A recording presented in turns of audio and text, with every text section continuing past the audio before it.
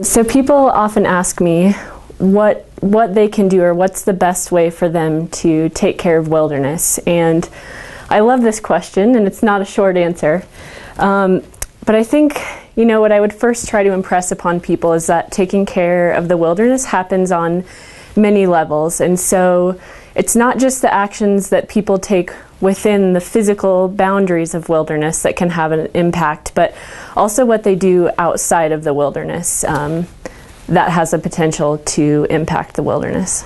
So there are, of course, actions within the wilderness, right? When you put on your pack or get on your horse and head into the wilderness, there are these actions that can be harmful back there, right? Leaving fire, fire scars, fire rings full of trash, taking a hatchet and hacking down limbs, carving your name into a tree.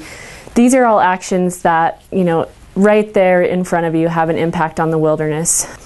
And I think the gold standard for wilderness travel is leave no trace, and everyone is perfectly capable of doing that.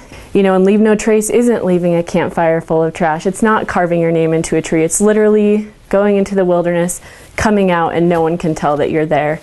And people can do that. They're capable of it. And realizing that it's not just when that's convenient, but you always do that. It's important not to just think about taking care of the wilderness when we're actually physically present in the wilderness, but to consider the big picture. So we're all a part of this community of life, right? And this community of life, this biologic community, doesn't necessarily adhere to these lines that we've placed on a map.